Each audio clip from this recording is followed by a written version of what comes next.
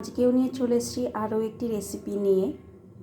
আর আজকে করব বেগুন আর আলু দিয়ে কাতলা মাছের ঝোল, সাথে রয়েছে ধনেপাতা, আর এখানে রয়েছে পমফ্রেট মাছ ভেজে নেব। মাছ ভাজা হয়ে এসছে, এবার আমি ওই তেলেই ফোড়নে দিয়ে দিচ্ছি কালো জিরে দিয়ে আমি বেগুন আলুগুলোকে ভেজে তুলে নেব।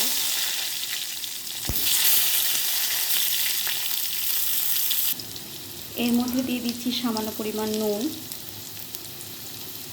আর দিয়ে দিচ্ছি হলুদ গুঁড়ো, দিয়ে ভালো করে ভেজে নিচ্ছি।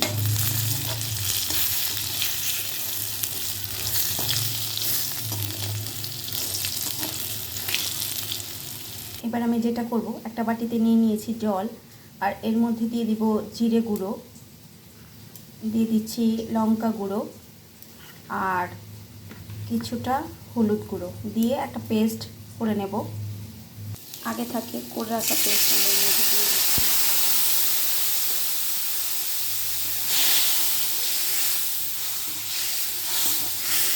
এবার ঢেকে ভালো করে কষিয়ে নিচ্ছি।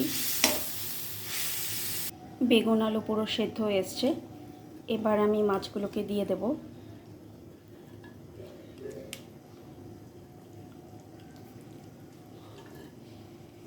দিয়ে এবার ঢেকে রাখবো।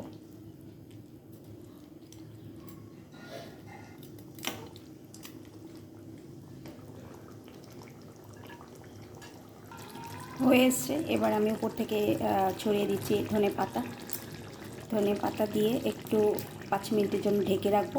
নামিয়ে নিলে রেডি কালো জিরে কাঁচা লঙ্কা আলু আর বেগুন দিয়ে কাতলা মাছের ঝোল। একদম রেডি আমার দুটো আইটেম, একটা হচ্ছে পমফ্রেট মাছ ভাজা, আর একটা হচ্ছে আলু বেগুন দিয়ে ধনে পাতা দিয়ে কাতলা মাছের ঝোল। কেমন লাগলো তোমাদের? আশা করি ভালো লেগেছে। ভালো লেগে থাকলে অবশ্যই লাইক আর কমেন্ট করে পাশে থাকবে। ধন্যবাদ সবাইকে।